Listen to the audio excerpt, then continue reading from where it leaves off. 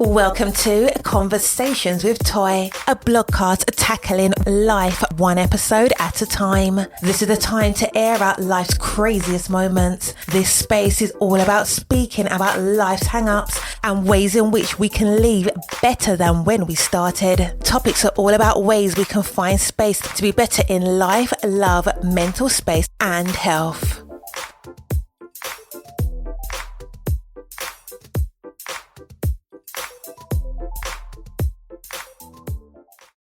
Happy Friday. I hope that you have had the most amazing week. If this is your first time tuning into Conversations with Toy. Hi, I am Toy. I am your podcaster of Conversations with Toy. I am also content creator, blogger, freelance writer. What else do I do? Oh, run social media pages for various companies. What else? I do a lot. But the hats that I love the most are being a wife and a mother of 3 amazing children. And yeah, I'm happy to be here. We are back. This is what I took. I don't know what it took. 2-week hiatus, an unplanned 2-week hiatus. I told you my life is going up and down with all these different schedule changes. So like going up and down is just like, that's just what it's going to have to be. I say all this to say, last week I came back and we talked about how our sleep is super important. And if you didn't get a chance to listen to last week's episode, I'm going to encourage you to do the same and listen to it because there may be some jewels for you. Listen, I struggle with sleep. I'm not going to lie. This week, I actually, for about a week or so, about maybe one, I think my watch said it's been about 2 weeks. I've been getting at about 6.5, 7 hours of sleep. So not 8, but definitely better than before. But these one night this week, I ended up going to bed for sleeping for 3 hours. When I tell you I was on crash out mode, like I had all this energy because I knew it, like even though I knew I got 3 hours, I jumped up out of bed. So I knew I had to be where I needed to be, get the kids where they needed to be, make meetings, do all the things, right? So when I got up, mentally, I knew I didn't want to fail my kids. I didn't want to fail them so they get to school late and now their stress and their anxiety level is high, which is going to make my stress and my anxiety level high. So, of course, I got up like, Pop-Tart, popped right up, did all the things. But about 3:30, super crash. I didn't know if I was coming or going. So then I decided to change it up, pivot a little bit. When I picked my kids up, I picked the two younger kids up, and I decided we're going to go to the park. So that we would go for maybe 30 minutes, let them run around, get all that good energy out so that we would pick their oldest up and then we would come home and unwind, have dinner and do all the things. But while at the park, this raggedy girl came in there and she's acting a hot mess. So she hit me with a rock. A child. So you can already tell it was a child because ain't no way I'm letting a grown adult hit me like that. And the funny part was, honestly, I thought it was like something that fell out the sky. So I'm looking around and I catch eyes and I'm just like on the phone with my mom. So I'm just like, just keep moving. But my youngest says she heard her call me a bitch. Now, let me just put this in preference. My youngest is 11 and this little girl probably was about the same age. The difference between my daughter and her, if you take all things off the record, if you take everything physical and all the things off the record, if you just bypass that, the issue was that one child had some home training and this child did not. And I was teaching my daughter, like, I could have responded, but I'm the adult, so I have to have emotional intelligence. Now, had I gotten actually hurt, that would have been a different story. I would have pursued the situation a little differently, but I didn't. So I was like, you know what? I'm not going to feed into that energy because if that little girl's not careful, she's going to get that karma back. And I moved on to explain it to my kids, explain why I didn't get upset, explain why I didn't do anything about it. And then, it just feels like I just let it go and I just let it happen. I did.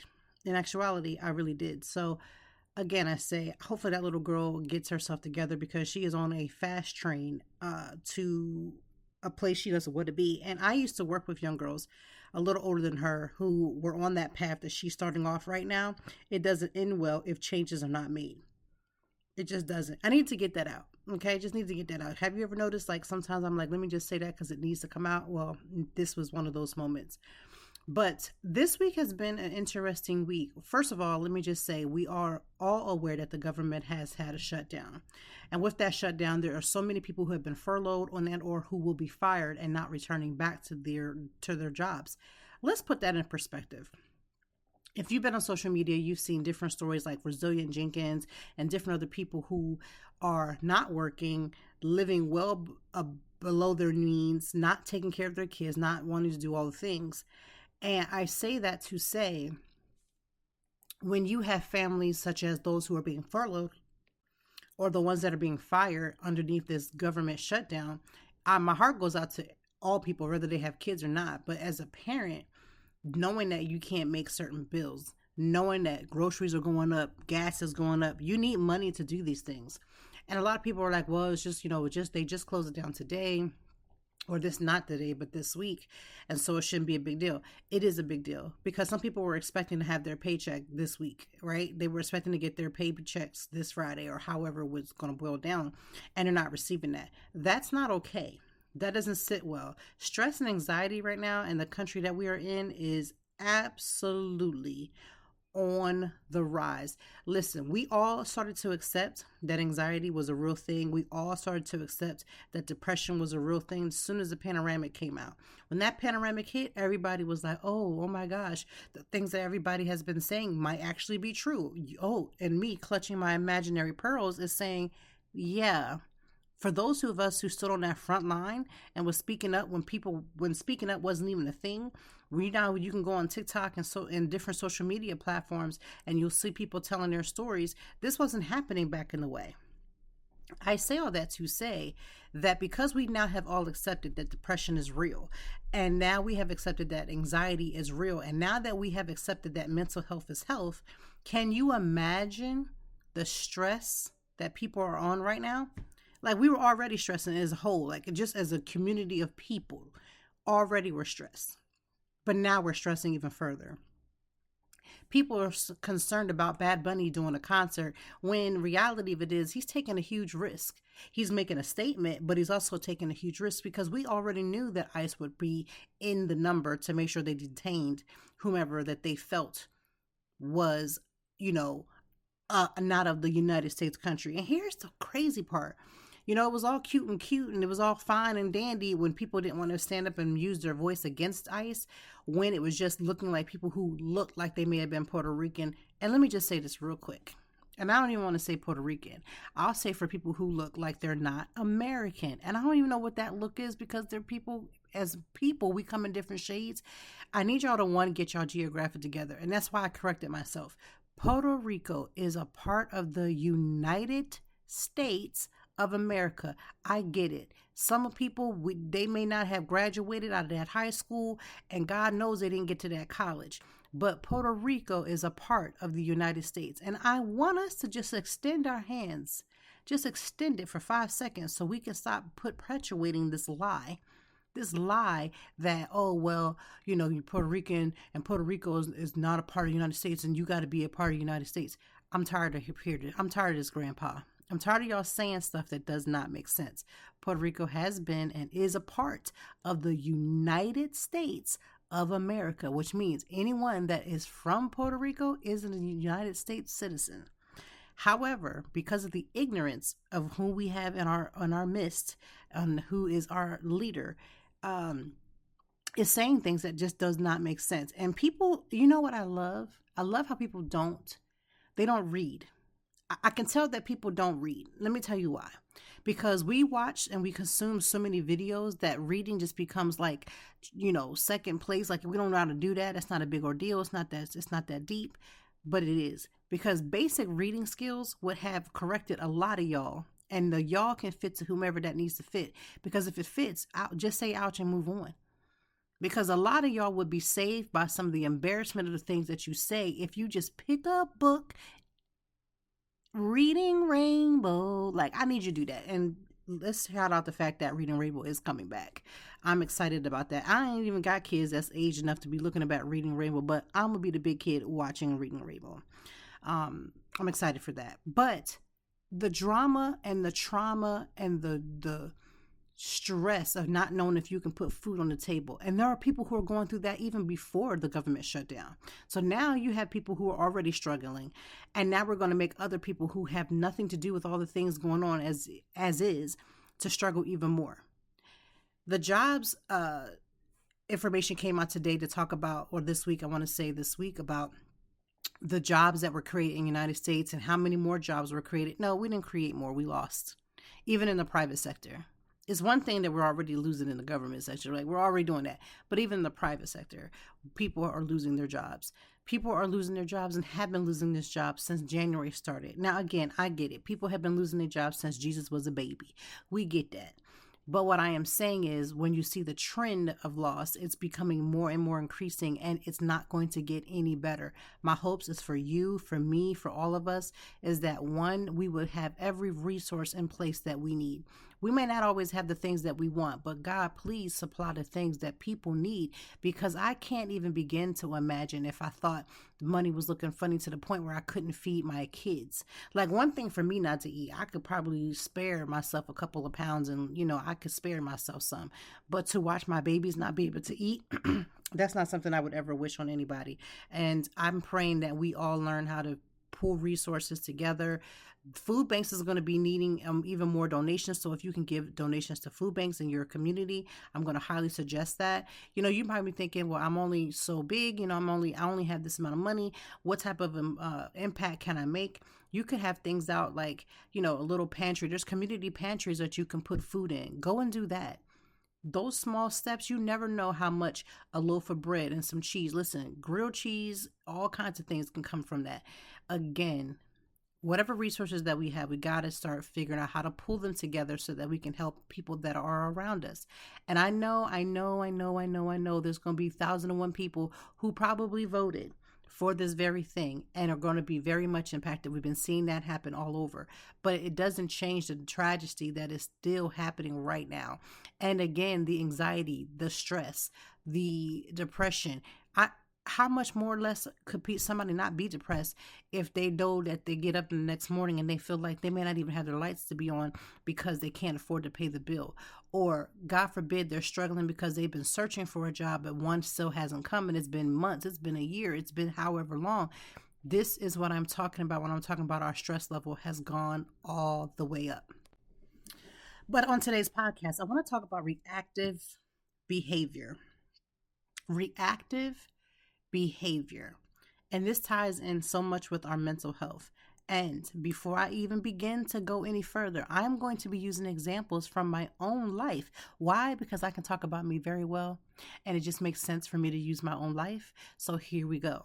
When I talk about reactive behavior, I was listening to, again, because I am on a social, I do use social media for my business, and I often run into people who have content of their own on social media. So while I was on social media, I was listening to this young lady, and she was talking about how she was married and she was in the middle. I believe she has already gone through her divorce. But while she was in the midst of her divorce, one of the biggest things that sometimes, especially men, I'm not saying women don't do it either, but especially men will do, is that when you're in the midst of divorce, they'll use that financial abuse to control whether or not you can or cannot leave. Here's what I mean by that. Let me give you an example. This one is not about my own life, but just as an example. If you are in the midst of divorce and you are the person that makes the less money, which happens a lot because we know that men make way more to the women who can hold the same position, right? And if you're the one who's making the most money, then my mom always told me, who has the gold makes the rules. I know the golden rule is to treat others like you would want to be treated, and I think that we should always encourage that as well. But he who makes the gold makes the rules. When someone is making the money, they can and will use that against you. It don't got to be in the court of law. They're going to use it in life no matter what. This is why people talk about how in marriages the number one fight is about finances, because it is a fight. Oftentimes we are very much dependent upon what our spouses are giving us, how our spouses are doing for us. And again, I know that in this day and age that we have learned as women that we can go out, we can make money, we can do these things, we can do these things on our own. But when you get into a relationship, oftentimes it will be the man who's making the most money for the most part. Now, I know it's going to be somebody talking about, I make more money than my husband.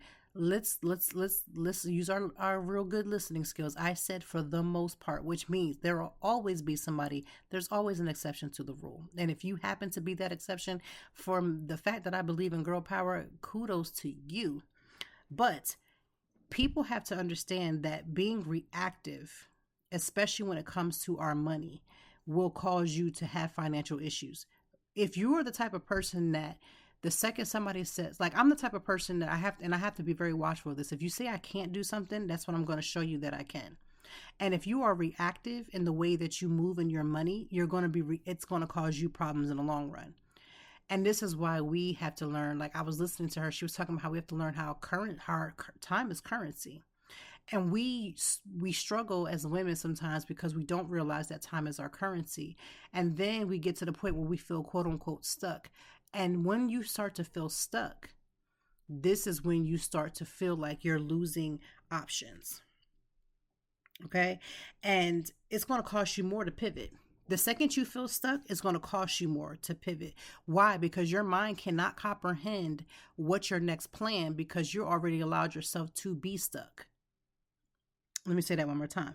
You are allowing yourself to be stuck. You're going to have a harder time to pivot, and it's going to cost you more to do so. It's not that I said it was impossible. It's just going to cost you more. During this week, I was just like writing down in my journal the times in which just this week, I'm not talking about the month, I ain't talking about last year, not talking about any of that. I'm talking about just this week.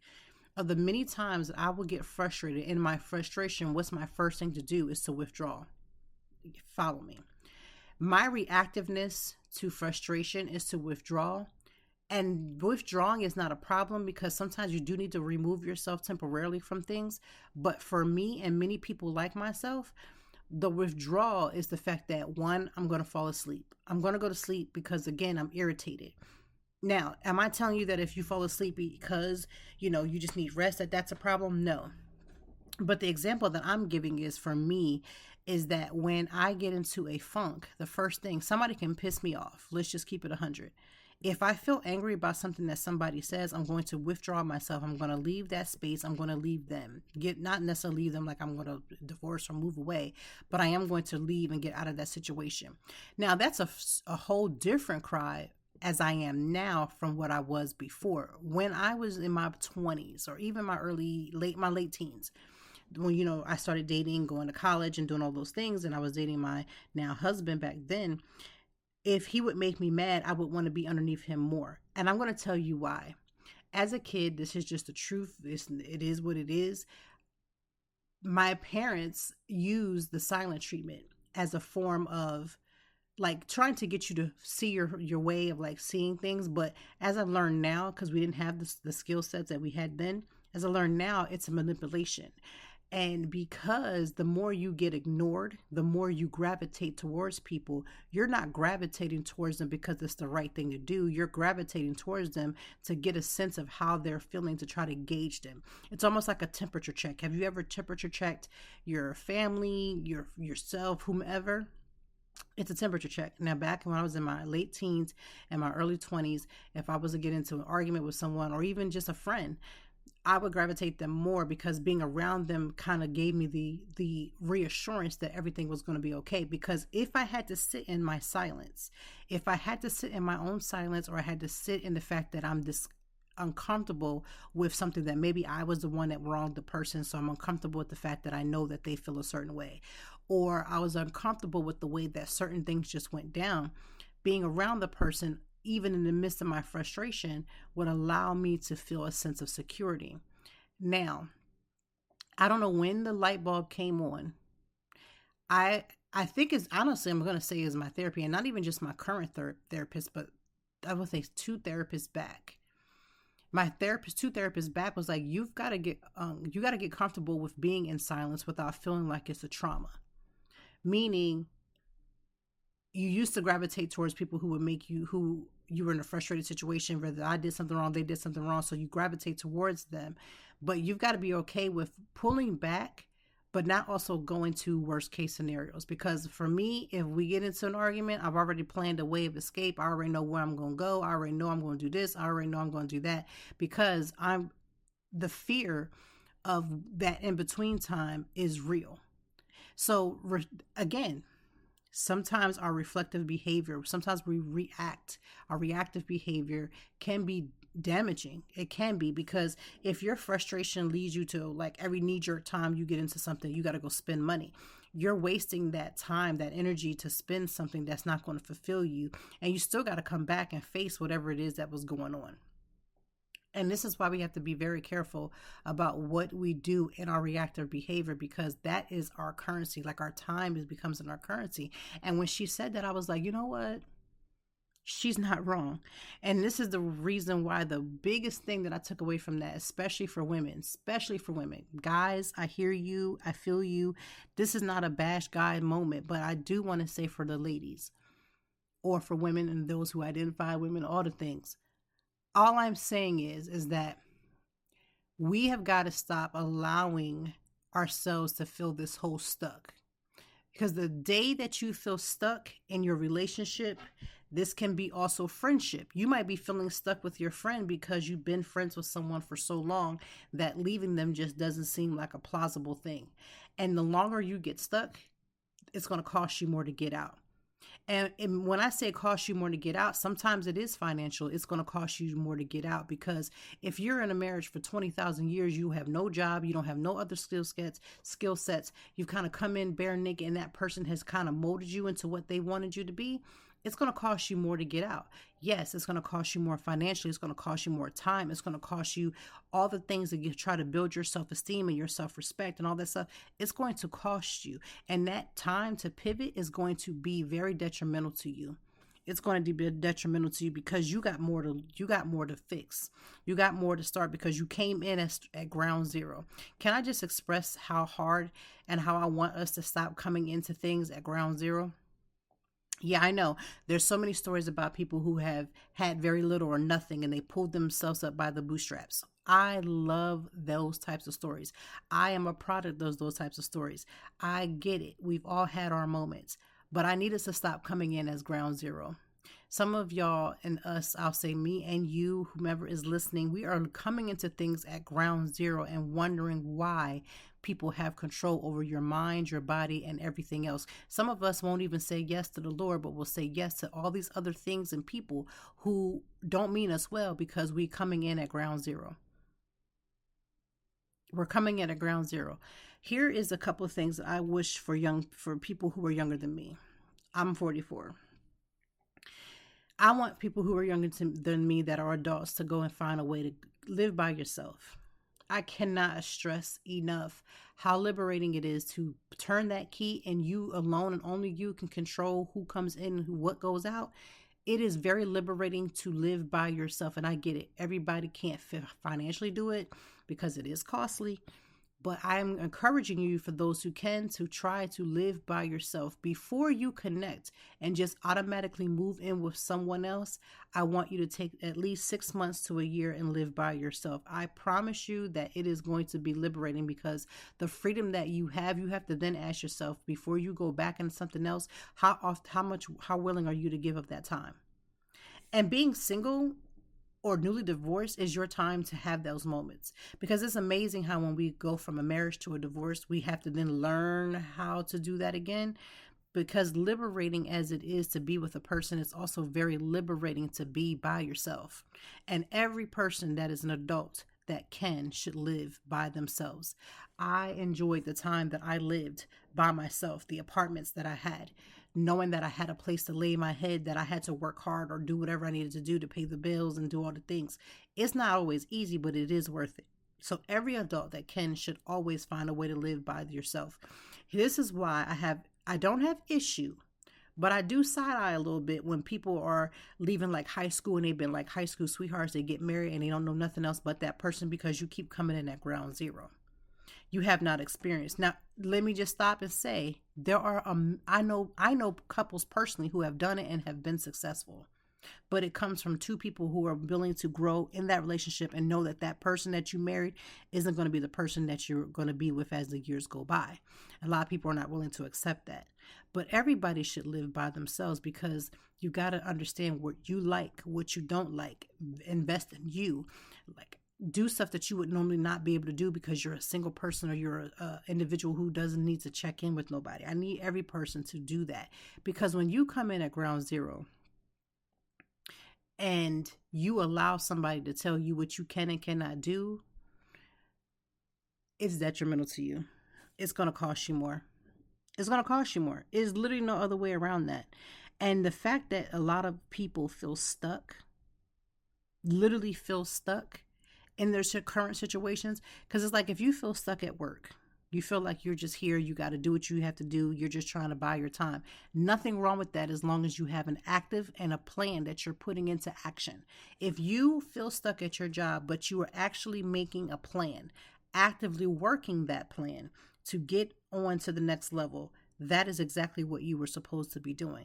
But if you are feeling stuck at your job and you're just simply complaining about how stuck you feel, but there's no plan, you haven't written anything down, you don't know what your next move is, you're not even trying to fail, you're not even trying to make a chance on yourself, you're not trying to do anything, this is why you are going to become miserable and more miserable and more miserable as time goes by, because there's no investment.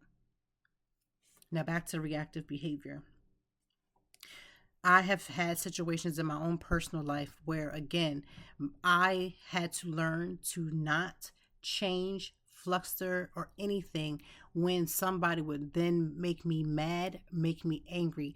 Here's the reason why, and that's going to help you if you can help to change or fix or be aware of your reactive behavior based upon your moods. You should know you better than other people know you. You really should know that there's a time for you to pull back and there's a time for you to speak up. You really got to do that. This is another reason why when you start to be a single person and you're thinking about becoming married and you start to date somebody, some people aren't even going through all 4 seasons before they recognize who they're with. Now, let me explain that. You have to understand and know how a person is going to get when they're angry so that you can understand and gauge if that person's temperament of how levels of their anger is something that you are willing to put up with. Because everybody sends their best reps, their best representatives when you're on the dating, when you're on them cute little dates and they done wine and dine you and y'all talk on the phone all night, you will meet a person's best representative. But I need you to be around a person and see how they do when they lose their job. I need you to learn how to be around them when you see them, they get angry or they have road rage or something happens to them that they are not happy about. And that mood switches from happy-go-lucky into Jesus, who is this? You got to know what you're dealing with, because sometimes we get into these things and like if you ever been like with somebody for a year and then you're like, okay, the next step should be marriage, right? So then you get engaged. The only thing you're focused on is the actual wedding day, and a lot of people are not focused on the wedding, the marriage. So you're focused on the wedding with the flowers, the caterer, the cake, and all these things, but a lot of people are not focused on the marriage. And so then when they get in it and these hard times hit, my husband and I have had so many hard times hit us. I mean, even to this day, just things that will just pop up, things that will break in the house, things that'll go wrong with the car, things that go wrong on a job. Like these are serious things that will happen, but you've got to understand who the temperament of the person that you're with, and also check your reactive behavior, because I had to keep, and I'm always constantly telling myself, is my happiness depicted upon my husband? My therapist actually asked me that this week. In my therapy session, is my happiness dependent upon him? If somebody would have asked me this a few years ago, I would have said yes. Sad as it is for me to admit that, I'm going to admit that, but I would have said yes, because, oh, he makes me happy. Oh, he just makes me feel these ways. Oh, he just does this and does that. But when he and I were in some serious conversations about things that were going on, and he would get me really, really mad. We as a wife, you're like trying to process this and process this and process this. I've gone to the point where I've processed this to the point where I'm like, it didn't happen, or I try to tell myself it wasn't as bad as it was. And really, like my therapist would say, this is cognitive dissonance. You act as if you don't know what's going on when you know right well what's going on. And so it would be a couple days, and then you go through this pattern where, okay, you're mad with each other, you don't speak to each other, or you give each other the bare bone basics, right? And then you wait a couple days, that person, takes you out to eat, or you go get something, or you sort of laugh or a joke, and you act as if that person did not just step on every boundary that you should have been in place from the time you got in dating scene till now. You act as if that didn't happen, when reality, you know that it did.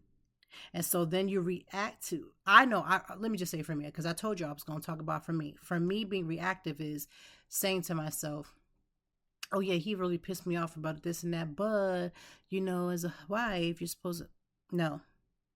And so then my reactive behavior is that when he's doing things that makes me quote unquote happy or brings about a simple amount of joy, then everything is great. But the second he steps on my foot, you ever somebody have step on your foot and you just want to cuss them clean out? When somebody steps on your foot emotionally, and when somebody steps on your foot mentally, and when somebody steps on your foot, all the things, then what happens? Because if my ups and downs are dependent upon a relationship, I'm in the wrong one. Yep. And this is why I've been working on myself to say to myself, okay, I know that when I get super mad, it's like I'm wearing a cape and I'm just going to be Captain Mad at this point. And so, yes, I'm going to go and I'm going to pout. I'm going to go and withdraw. I'm going to do all these different things. I don't want to talk to you because you made me mad. But the reality of it is okay, so what? So what? Sometimes you got to tell your reactive behavior, so what? So now you've done those things. You're upstairs, you're withdrawn, you're stopping the communication. Now what? Now what? Because in that now what, the person, if they're crafty, I want to say crafty because I want to say cunning because it is a level of cunning to it, but we'll call it crafty for the sake of you keeping a G. If the person that you're with is cunning or crafty, they will use that space against you. Here's how. They will use that space to say, oh, well, can you talk now? Oh, so now you're able to talk? I am telling you the levels that I've seen some things from A to Z. And this is why our behavior and our happiness cannot be dependent upon one person. When you're talking about, at least when I've talked about my mental health or mental health in general, when it comes to being reactive to things, you are allowed to be upset and you are allowed to be mad. So many people who deal with whatever mental health levels that they're in have been usually people who are stunted in their emotions. If you're not around, like if you were not raised in an emotionally intelligent home by which people took a stand upon checking themselves first before they spew or did anything around or to you, then it's going to be the struggle bus for you, right? But the struggle bus doesn't have to last always.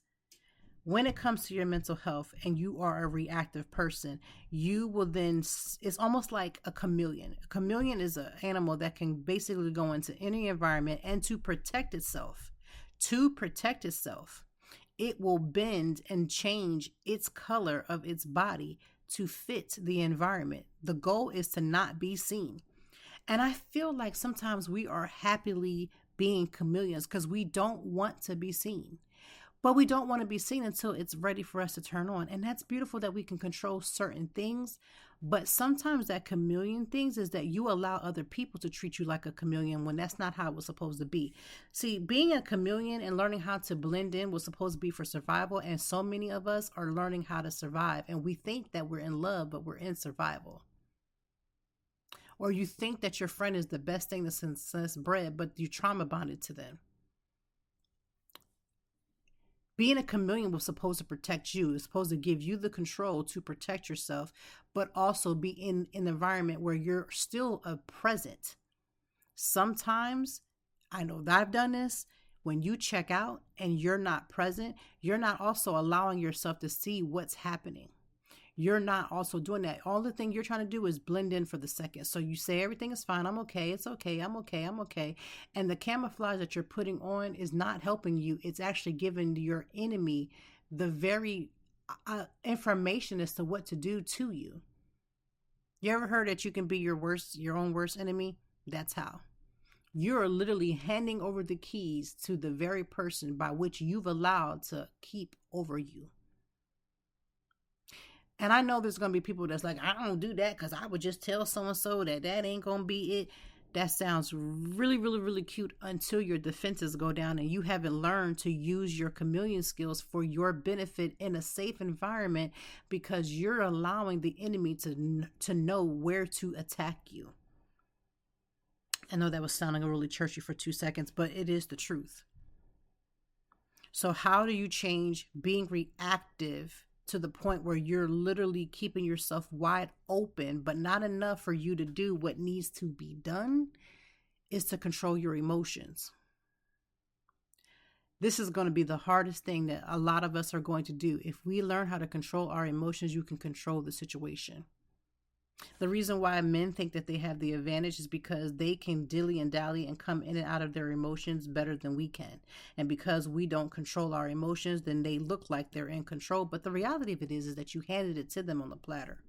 Now, this is not a man versus women thing, but it's just an example because I'm a woman who, I love my husband who's a man. So that's how that's going to roll. What I am telling you is I want you to try to control your emotions. When I say control your emotions, that doesn't mean that you cannot have none. It's the expression by which you give the emotions. So if somebody makes you angry, controlling your emotions doesn't mean say that you're not angry. Controlling your emotions is say, I'm angry and I'm going to figure out how to process this without the help of having somebody else continue to push my button. I'm not going to keep allowing myself to be kind of naked out there emotionally.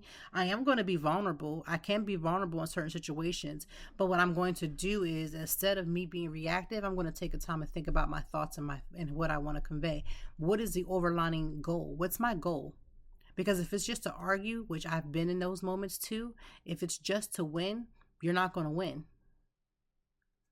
If the goal is to get better as a person, if the goal is to get better if you're in a coupledom, then do that, then that's fine. But I'm going to learn how to control my emotions. I'm not going to freely give my emotions to any and everybody. And also be very careful of that. Control your reactions to a lot of things. So you might be saying, well, how do I do that? Regulate before you respond. Don't simply respond. That's going to be hard. I'm going to be honest. That's going to be hard for me. I'm quick. I'm more, again, I said, 2 episodes before, it might even been last week, but I believe it was 2 episodes before where I said, sometimes I'm hearing just for a comeback. So in order to regulate my emotions or to regulate my behavior, I'm going to have to regulate before I respond, which means I have to regulate what I'm feeling and say, I am upset right now and I'm not able to figure out what I need to say. I'll come back to this. You have to regulate that emotion. And sometimes that may mean calming yourself down instead of just going right into let me speak on something. And another way to control your emotions is to know your triggers. I know people say triggers are a thing. Triggers are a thing, but it is. Every last one of us has something that gets underneath our skin. And oftentimes we could control it, but we just choose not to. When you live in a space where you just choose not to, you're opening yourself up to everything. If you know that your trigger is going to be the fact that, let's say your friend, you know that a trigger for you is when your friend is dismissive, but you continue to allow yourself to be around this dismissive friend, knowing that they're going to be dismissive, but get mad when you're upset about their dismissive behavior. You know your trigger, one of your triggers is dismissiveness. You've got to set the boundary. Hey, I don't need you doing that right now. What I need you to do is take 5 seconds to hear me. That is not being rude, inconsiderate, or anything, but it is taking control and controlling the trigger. Because if that doesn't work, the next thing is to take a break. Because now I'm telling you, this is a boundary. And if you can't respect that boundary, maybe the break is necessary. So control your emotions. Do an emotional check-in. What is it that you need to get through this moment so that you can control your breathing? You can control your anxiety levels. Not that you can stop it from happening altogether, but you can stop it from going overboard. You know, it's like if you're swimming in the ocean or the beach, and you keep going. You know, the further you go out, it's becoming dangerous, and you can see the danger. It's not like dangerous, rolled up on you. Although sometimes with the currents, it could, right?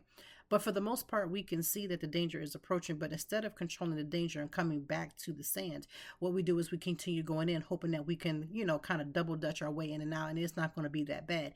If you're going to live off of a situation where you're going to double dutch in, as far as how you allow people to dilly-dally with your emotions, you're going to have problems for real, for real. You're going to have problems for real, because you cannot double dutch yourself in and out, because when you do that, you're allowing people to do and whatever and say however, because they know your triggers. And here's the thing, the people that are closest to you, they know your triggers. The reason why they are close to you, is because they've gotten the opportunity, the pleasure of being around you. They've gotten an opportunity for you to be around them. It is an understanding, a mutual understanding. But when you don't control your emotions, you're giving basically the blueprint on how to treat you. However you treat you is how other people will treat you, and even worse. Also ask, how can you have restorative responses? So what does restorative responses mean? Instead of me being smart and ignorant because you already, I want you to know that you pissed me off. So I'm going to be real ignorant. I'm going to be rude. Instead of saying, listen, I think we need to have a conversation because I'm extremely upset about something. And because I'm extremely upset about something, I feel like we're at a standstill. And there are times when standstills will happen. But you've got to practice how you're going to respond. So that may mean to take a 5-second breather. Can we come back to this, and then give a time for when you're going to come back? Because that then will allow you to process your thoughts. Sometimes you can't process in your head because, in your head, you're going to put more different conversations and put them together. You're going to start putting together things that didn't even happen. And also, and lastly, ask yourself, what do you need in the moment? After you've experienced the trigger that you allowed sometimes to happen, or the trigger took and it just happened because we're human, ask yourself, what did you need at that moment? What could have happened differently in that moment that could have made the difference? And then work on getting to that difference. Ask yourself what it is that you need. Sometimes we're just afraid to do that. We're afraid to say, I need this, I need that, because, that makes you look weak. It doesn't. You need to know what you need. You need to know what you need. I was talking to a friend a couple weeks ago, and they were just like, I've been married to this person for X amount of years, and I feel like they should just know me by now. Yes, they have very much familiar with you. They are familiar with you. They know you to a certain extent. They understand. But nobody should know you more than you. And if you know that you're not getting something that you need, it's not fair to place that upon your partner and expect them to play, mind games. You have got to get to the point where you speak the very things that you need, and also treat yourself in the way that the way that you're trying to get to. If you want people to show kindness to you, you need to be willing to show kindness to others. You can't be mean mugging people and being ignorant and rude and then expect for people to be like, well, you know what? They're just. The second you use the word they're just, or that's just how they are, just, that is called justification. And once you start justifying behavior and you start justifying certain things, even if it's in you, that's when the firestorm can start. Now, I'm only telling you this because these are things that I either have struggled with or are currently struggling with, and the two have come together to help me to see how I should respond, how I should take the next step, right? I need you to understand that you have got to be the person that can control some of the things that are happening and stop giving people the blueprint. You were supposed to be using chameleon-like skills, not so that you can be invisible and just take whatever everybody gives you. And when somebody wants to dump on you, you just allow it because that's just the way that you're surviving. You can survive in a situation that is hostile like that. You can, without allowing that to happen. But you're not supposed to use those skills and give those skills to the enemy so that they know that all they have to do is do certain little things to discover you where you are. Stop giving people the blueprint.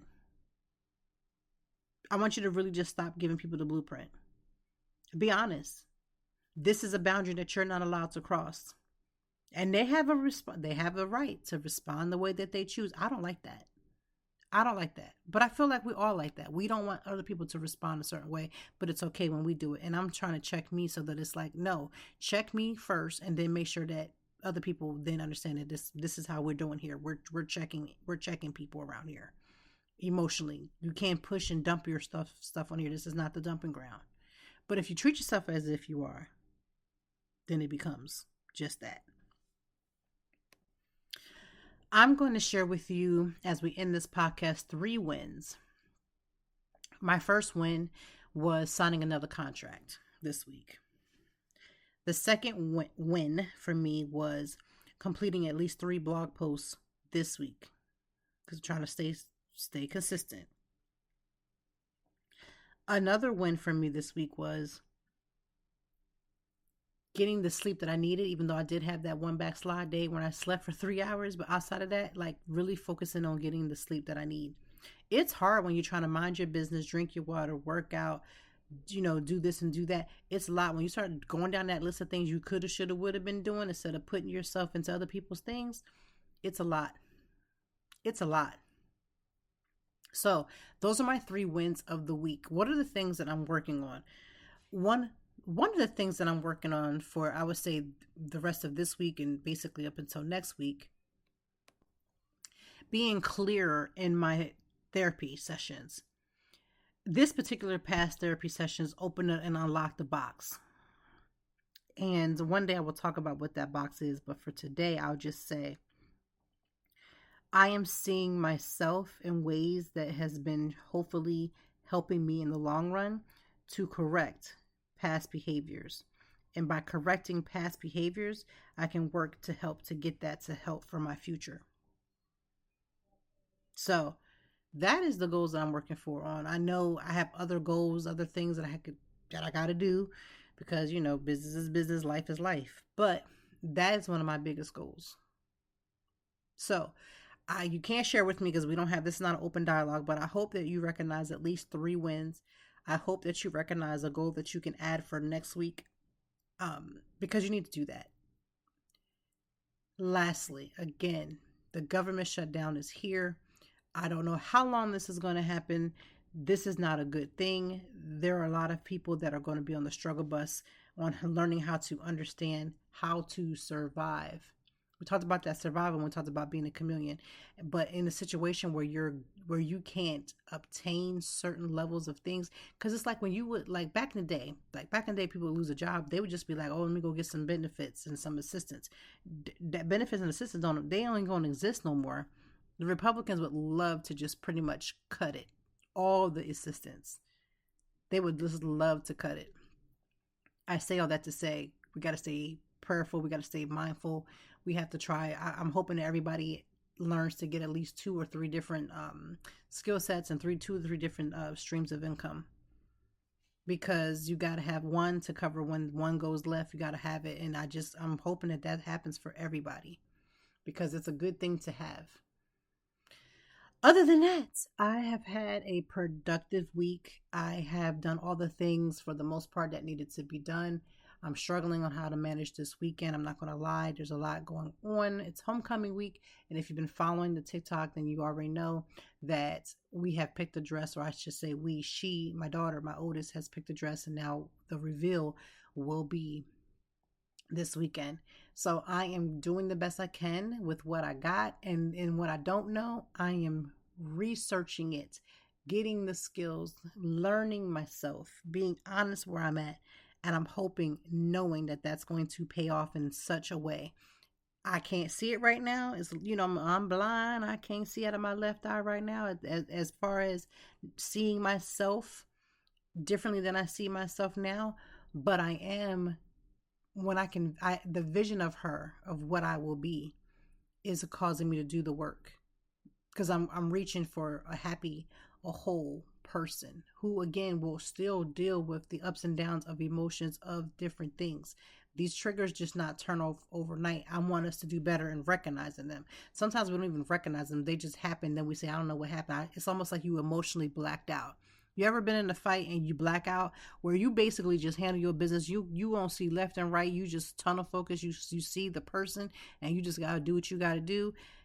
I need us to learn how to do that when it comes to sometimes our emotions. And I don't need us to do that. I feel like sometimes we do that in our emotions. I'm not telling you to do that. I'm saying sometimes we do that. So got the wins in, got the goals for next week, and struggling through the weekend, but I know that everything will work out the way it's supposed to.